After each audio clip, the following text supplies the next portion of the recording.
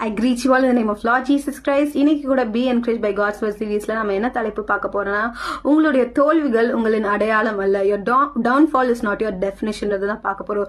தேவன் இன்றைக்கு உங்களுக்கு ஒரு அற்புதமான வார்த்தையை வைத்திருக்காரு. அது என்ன தெரியுமா? யோசேப்போட வாழ்க்கையில நம்ம எல்லாமே வீழ்ச்சியா தான் நம்ம பார்த்துட்டு இருக்கோம். யாக்கோபோட மகனாகிய யோசேப்பு அவரோட சகோதரரால குழியில தள்ளப்பட்டு அடிமையாக்கப்பட்டு போர்த்திபாரோட மனைவினால வீண் பழி போடப்பட்டு சிறைச்சாலைக்கு அனுப்பப்படுறாரு. எல்லாமே ஒரு டவுன்ஃபாலாவே போயிட்டு இருக்கு.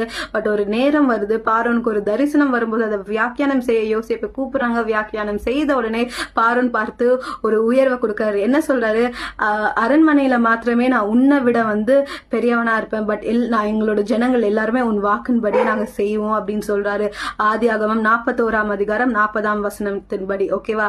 அப்போ அதே போலதாங்க இன்றைக்கு உங்க வாழ்க்கையில நிறைய தோல்விகளை நீங்க சந்தித்து கொண்டு இருக்கலாம். அப்படி சந்திக்கும் போது உங்களுக்குள்ள ஒரு மனப்பான்மை இருக்கும், அவள் தான் இதோட என் வாழ்க்கை முடிஞ்சிச்சு போல, நான் எதுக்குமே சரிப்பட்டு வர மாட்டேன், நான் எதுக்குமே லாக்கி இல்லை அப்படின்னு நீங்களே உங்களை பத்தி ரொம்ப குறைவா யோசிச்சுட்டு இருக்கிற காலங்கள் இருக்கும். ஆனா ஏசப்பா என்ன சொல்றாரு? யோசேப்பை உயர்த்தின தேவன் நிச்சயமாகவே உங்களை உயர்த்துவாரு. ஆனா என்ன ஒரு காரியம்னா, தேவன் யோசேப்போட இருந்தது உண்மைதான், யோசேப்பும் தேவனோடு இருந்தாரு. யோசேப்பு தேவனுக்கு பயந்தவரா, தேவனுக்கு கீழ்ப்படுகிறவரா இருந்தார், தேவனோட வார்த்தையை மீறாதவரா இருந்தார். அதே போல நீங்க தேவ வார்த்தையை மீறாம தேவனுக்கு கீழ்ப்படிந்தே நடந்தீங்கன்னா ஏற்ற நேரத்துல உங்க வாழ்க்கை இப்படி போயிட்டே இருக்கிற மாதிரி இருக்கும்.